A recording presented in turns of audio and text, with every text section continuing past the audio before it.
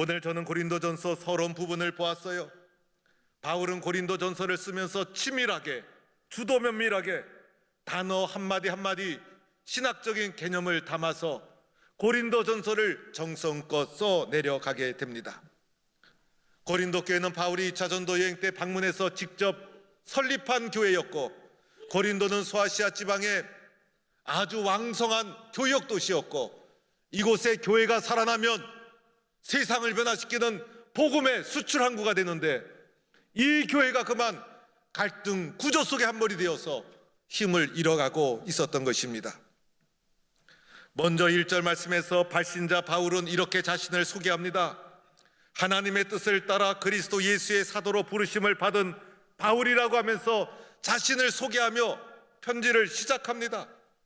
오늘의 짤막한 문장 속에 하나님의 뜻, 예수 그리스도 사도, 그리고 부르심이라는 반복되는 사도성을 강조하는 단어가 반복해서 등장하고 강조하고 있어요.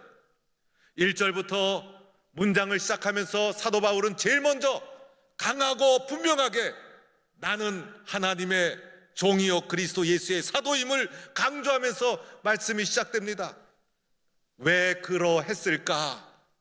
왜 이렇게 초반부터 강하게 사도성을 드러내고 강조하면서 말씀이 시작되는 것일까?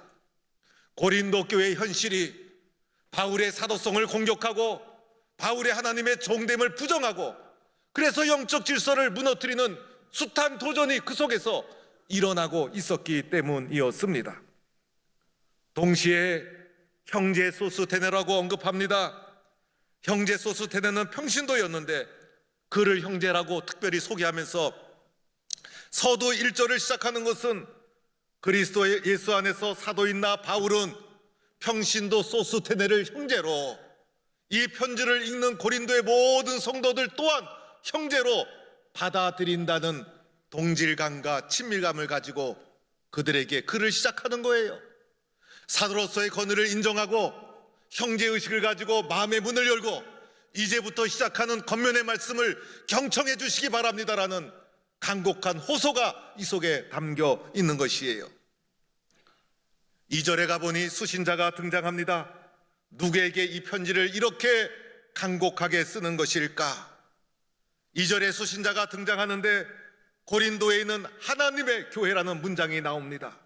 고린도에 있는 하나님의 교회, 여기서 주목해야 될 것은 하나님의 교회라는 단어예요. 하나님의 교회라는 단어가 의외로 성경에 적게 나와요. 딱 3번 나와요. 한 번은 에베소서에서 지나가면서 나오고, 2번은 고린도전서와 고린도후서 서두 이 부분에서 분명하고 강하게 고린도에 있는 하나님의 교회, 고린도 교회는 하나님의 교회다, 하나님의 교회를 강조하며 말씀이 시작됩니다. 하나님의 교회에 사도 바울이 편지를 보낸 것이죠. 그래서 하나님의 교회란 무엇일까? 이어지는 말씀에 보면 하나님의 교회를 구체적으로 서술합니다. 곧 그리스도 예수 안에서 거룩하여지고 성도라 부르심을 받은 자들과 또 각처에서 우리 주 곧 그들과 우리 주 대신 예수 그리스도의 이름을 부르는 모든 자들을 하나님의 교회라 부르고 있습니다.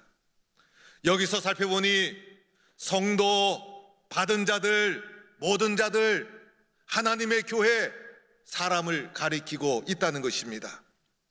하나님의 교회는 다른 것이 아니죠. 하나님의 사람들이 모인 곳이 하나님의 교회라는 거예요. 여기서 교회는 헬라어로 에클레시아, 부르심을 받았다는 거예요. 세상 속에 있는 우리들 하나님이 선택하셔서 세상 속에서 불러내주셔서 하나님의 공동체를 이루게 해주셨던 세상 속에서 부름받은 사람들의 모임을 교회라 부르는 것이고, 하나님의 사람들이 모인 이 교회를 하나님의 교회다 이렇게 특별히 명하면서 수신자를 언급하고 있는 것입니다. 고린도 교회 설립자 바울이었죠. 바울이 설립했지만은 바울의 교회라고 하지 않고 하나님의 교회, 고린도 교회 바울이 설립하고 떠난 후에 고린도 교회를 위해서 충성하고 헌신한 영향력 있는 일꾼이 있었지만은 그 사람의 교회가 아니라 고린도 교회는 하나님의 교회. 이렇게 바울이 수신자를 특별히 하나님의 교회라고 고린도서에서 강조하는 이유가 무엇일까? 고린도 교회에 하나님의 교회라는 고백이 무너지고 있었기 때문이었어요. 고린도 교회에 갈등이 있었고, 그리고 파벌이 존재했어요. 고린도전서 1장 1절에서 9절 인사가 끝난 후에 10절부터 제일 먼저 본격적으로 다루는 문제가 고린도 교회의 갈등의 문제. 고린도 교회의 대표적인 갈등은 4개의 분파가 교회 속에 존재했어요. 바울파, 아블로파, 게바파, 그리스도파. 바울이 복음을 전했기 때문에 바울을 추종하는 사람이 교회 속에 형성되었어요. 아블로는 바울을 통해 복음을 받아들인 자, 언변이 탁월했던 소아시아 지방의 복음 전파자였어요. 아블로의 말씀을 듣고 은혜 받고 아블로를 추종하는 아블로파가 생겼어요. 베드로의 옛 이름은 게바. 그런데 베드로파라 하지 않고 게바라는 유대적 이름을 사용해서 게바파를 형성한 것은 유대적 성향을 가진, 율법의 보수성을 가진 사람들이 게바파를 이루게 됩니다. 그리스도파라는 것은 성도들 가운데 예수를 잘 믿는다는 영적으로 높이 올라간 분들이 그만 교만해져서 교회 하나됨을 이루지 못하고 도리어 그리스도파라는 파를 또 이루게 됩니다. 고린도교에 있었던 이런 파들을 잘 살펴보면 이 속에는 헬라인과 유대인의 민족적 갈등이 있었어요. 보수와 진보의 율법적 갈등이 있었어요. 신앙의 성향에 따라 영적인 신앙적인 갈등이 있었고, 이것이 교회 속에 스며들면서 4개의 파로 교회가 분열되고 갈등하고 있었고, 서로가 교회의 주인임을 주장하면서 교회를 혼란시켰기 때문에 바울은 교회는 하나님의 교회다, 교회는 하나님의 교회다, 하나님의 교회임을 강조하면서 말씀이 시작되는 것입니다. 이런 고린도 교회의 상황을 보면 오늘 우리의 모습이 비춰지지 않습니까? 우리의 모습이 비춰지지 않습니까? 교회는 한 몸임에도 불구하고 교회 속에 왜 이리 파가 많은지. 파는요, 양파, 대파, 쪽파만 있으면 되는 거예요. 그리스도 예수 안에서 우리는 다 예수파 아닙니까? 그런데 교회에 계층적으로, 지역적으로, 이념적으로 파가 형성되면 교회의 목적, 예수 그리스도를 통해 영혼을 구원하는, 생명을 살리는 십자가의 복음에 대한 헌신과 충성은 사라지고 자신의 팔을 세력 규합하는 어리석고 세상적인 일들이 교회 속에 만연하게 된다는 것입니다. 여러분은 왜 교회를 나오고 있습니까? 왜 여러분은 신앙생활하고 있습니까? 하나님의 교회이기 때문에 하나님의 교회 속에 흘러가고 있는, 하나님의 교회 속에 있는 하나님의 교회만이 가지고 있는 소중한 가치가 교회 속에 있습니다.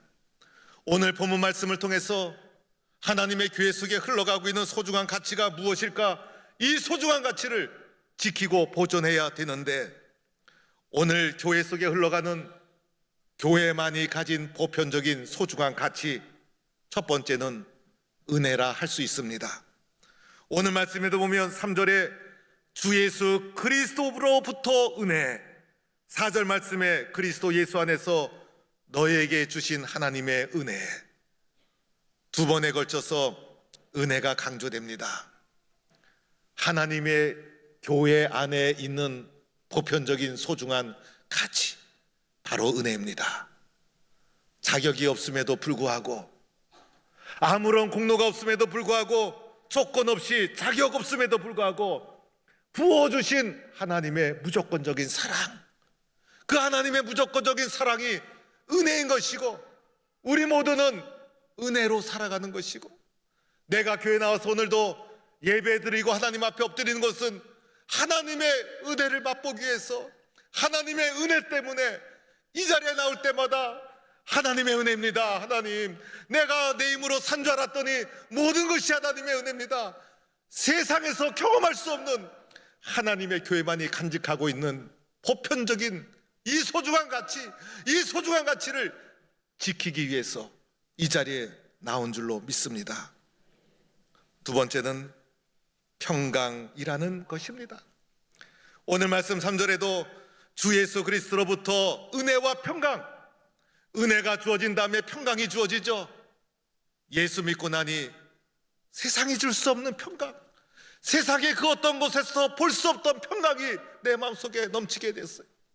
세상에 살 때는 염려와 두려움과 근심으로부터 한순간도 벗어나지 못했는데 예수님 마음에 영접하고 하나님과의 관계가 회복되고 나니 세상에서 설명할 수 없는 평강이 마음속에 넘치게 됩니다. 내가 왜 이 평강을 모르고 살았을까? 이 평강을 맛보니 이 평강을 포기할 수가 없는 거예요. 그래서 이 평강을 누리기 위해서, 이 평강 때문에 주님의 교회 안에 있는 보편적인 소중한 가치, 평강을 누리는 성도가 될 수 있기를 축원합니다. 세 번째는 감사라는 거예요. 이것이 사라지면 교회 공동체가 분열되는 거예요. 은혜를 지켜야 되고 평강을 지켜야 되고, 세 번째는 감사. 오늘 4절 말씀에 내가 너희를 위하여 항상 하나님께 감사하노니, 믿음의 사람은 항상 하나님께 감사. 환경과 상황과 관계없이 하나님 감사합니다. 하나님 감사합니다. 교회를 바라봐도 하나님 감사합니다. 성도들 만나도 하나님 감사합니다. 예배를 드려도 하나님 감사합니다. 환경과 상황과 관계없이 주님이 주시는 감사의 마음, 교회 속에 흐르고 있는 소중한 지켜야 될 가치라는 거예요. 감사가 식어지고 감사가 메말라지면 그때부터 시험이 오는 거예요. 네 번째는 교회 속에 흐르는 소중한 가치, 교제라는 거예요. 오늘 9절 말씀, 너희를 불러 그 아들 예수 그리스도 우리 주와 더불어 교제하게 하시느니, 교회를 통해서 나와 예수님과 교제가 일어나고, 교회를 통해서 예수님을 인격적으로 만나고, 그래서 예배당에 와서 기도로, 말씀으로, 봉사로, 교제로 주님과 만남이 이루어지는 거예요. 교회 나오는 이유 예수님 만나기 위해서, 교회 나와서 엎드리는 이유 예수님 경험하기 위해서, 그래서 예수님과의 교제가 교회 속에서 일어나는 거예요. 교회 자체가 그리스도의 몸이라는 거예요. 다섯 번째, 마지막으로는 주님의 다시 오심을 기다리는 재림의 신앙, 교회 속에 흘러가는 소중한 보편적인 가치, 우리 주 예수 그리스도의 나타나심을 기다림이라. 어떤 어려움이 있어도 절망하지 않고 주님 다시 오심을 기다리는 재림의 기다림 신앙. 교회 안에 이런 특징이 있는 거예요. 하나님의 교회는 하나님의 사람들의 모임, 하나님 사람들 속에 이런 다섯 가지 보편적인 신앙의 고백과 주님이 주신 은혜가 넘쳐야 그것이 교회인 것이고, 이것을 우리는 지켜야 합니다. 오늘 말씀해 보니 고린도전서에 특별히 오늘 읽은 본문에 반복되며 사용된 특별한 단어가 있어요. 견고라는 단어입니다. 6절 말씀에도 그리스도의 증거가 너희 속에 견고하게 되어, 그리스도의 증거, 이러한 모든 증거가 너희 속에 견고하게 되어, 6절 말씀이죠. 주께서 너희를 우리 주 예수 그리스도의 날에 책망할 것이 없는 자로 끝까지 견고하게 하시리라. 8절 말씀, 끝까지 견고하게 하시리라. 두 번에 걸쳐서 견고라는 단어를 바울은 의도적으로 사용합니다. 견고라는 것은 어떠한 바람이 몰아쳐도, 어떠한 유혹이 닥쳐와도 흔들리지 않는 매우 확고한 상태를 말합니다. 주 예수의 날에 책망할 것이 없는 자로 끝까지 견고하게 교회 속에만 존재하는 이 보편적 가치, 은혜, 평강, 감사, 교제, 재림, 이것을 내 속에 견고하게 뿌리 깊게, 그리고 하나님의 백성들이 모인 이 교회 속에 뿌리 깊게 견고하게 다져 나가라. 다져 나가야 한다. 오늘 마지막 9절 말씀에 하나님은 미쁘시도다. 미쁘신 하나님이 신실하게 너희들을 도와주시고 인도하고 계시다. 하나님의 도움을 받아 견고하게 하나님의 교회에 주신 이 소중한 가치를 마음속에 다지고 교회 공동 속에 다지고 견고하게 세워나가라.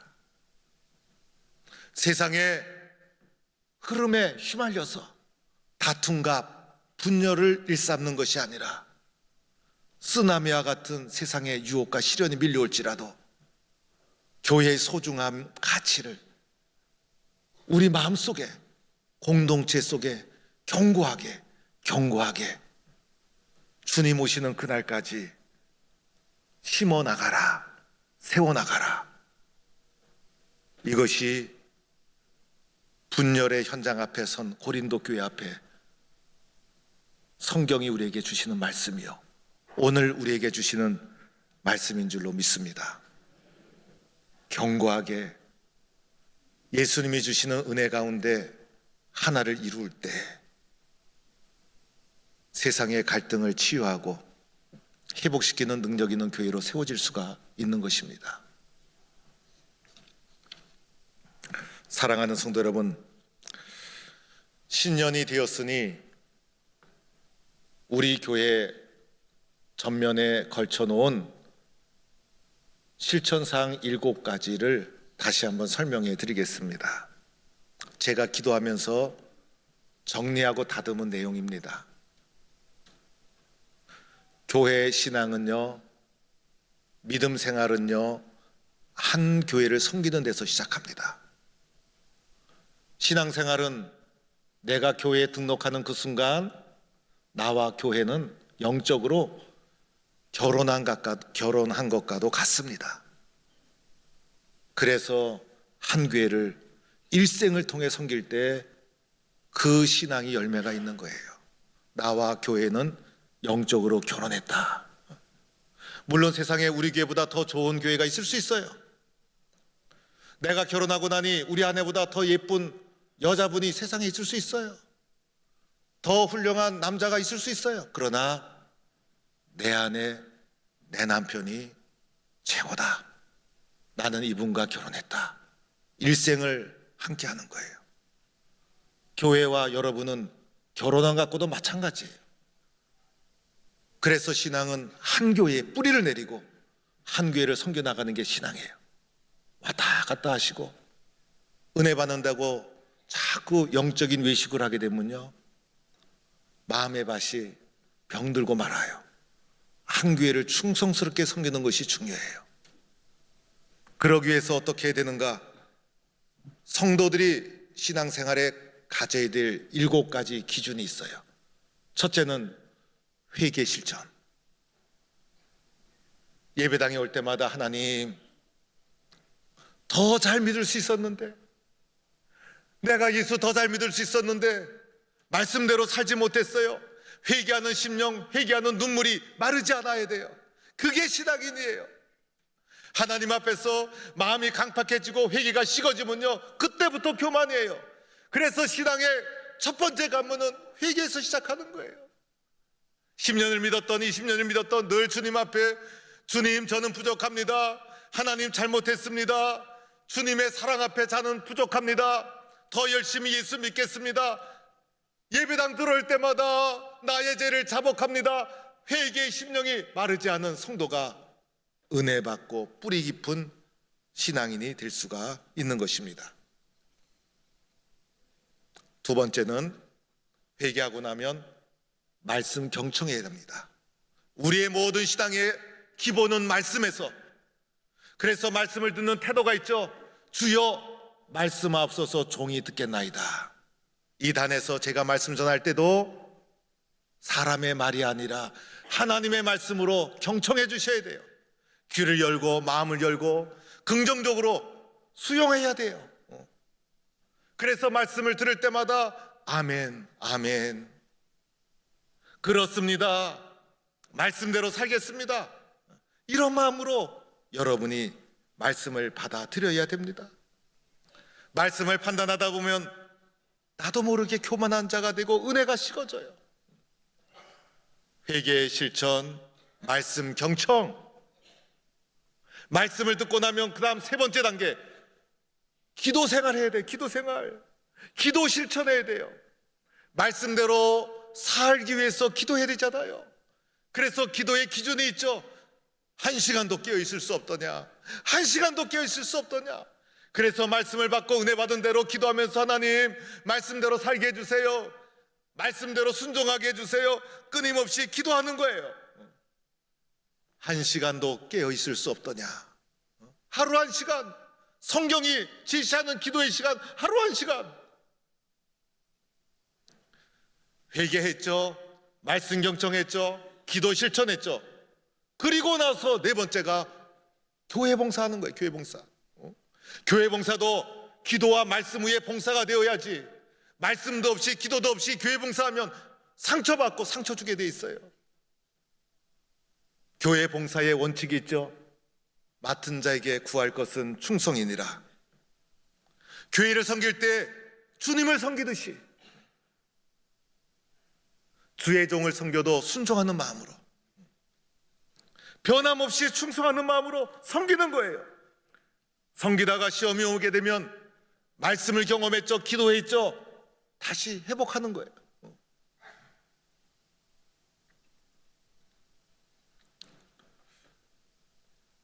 회개, 말씀 경청, 기도 실천, 교회 섬김, 충성되이 감당하는 성도가 될 수 있기를 축원합니다. 아멘을 좀 크게 했으면 좋겠구만요. 교회 섬김 충성되이 감당하는 성도가 되기를 축원합니다. 교회 섬기고 나니 성도들이 눈에 들어와, 함께 교제하다 보니 성도들이 눈에 들어와. 다섯 번째, 성도 교제 어떻게 할까? 성도와의 관계는 어떻게 할까? 내 자신처럼 사랑해라. 내 자신처럼 사랑해라. 나를 보듯이, 나를 사랑하듯이 성도들을 사랑해라. 이게 쉽지가 않아요. 그러나 주님의 십자가가 있잖아요. 주님의 십자가 바라보면서 나를 쳐서 순종시키고 성도들을 내 자신처럼 사랑하고 품으려고 힘쓰고 노력하고, 성도들과의 관계는 내 자신처럼 사랑해라. 성도들과의 관계가 사랑으로 똘똘 뭉쳐 있으면 우리 교회만큼 행복한 교회가 없어. 그래서 여섯 번째, 복음 전파. 강건하여 내 집을 채워라. 우리 교회 나와야 은혜 받아요. 우리 교회 나와야 예수 제대로 만나요. 우리 교회 오면 성도들과의 관계가 사랑의 관계예요. 강건하여 내 집을 채워라. 마지막 일곱 번째는 헌금 생활. 헌금 생활에서 가장 소중한 게 10의 1조. 온전한 11조를 통해서 하나님의 집에 양식이 있게 하고, 말라기 3장 10절, 그것으로 나를 시험하여 내가 하늘문을 열고 너희에게 복을 쌓을 것이 없도록 붙지 아니하나 보라. 내가 주님 앞에 드린 그 예물이 복의 통로가 됩니다. 영적인 시장의 문을 넓혀줍니다. 나를 위해서 사용하려고 그러면 별것도 아니에요. 그러나 주님을 위해서 사용하다 보면 주님이 더 크게 축복해 주시는 것입니다. 여러분이 바로 하나님의 교회. 하나님의 교회는 하나님을 믿는 사람들의 공동체, 이 공동체 안에 소중한 주님이 주신 은혜, 평강, 가치가 있어요. 소중한 가치. 주님 오시는 그날까지 견고하게 우리의 마음속에, 교회 속에 하나님의 은혜를 세워나가는, 심어나가는 하나된 성도가 되기를 주의 이름으로 간절히 축원합니다.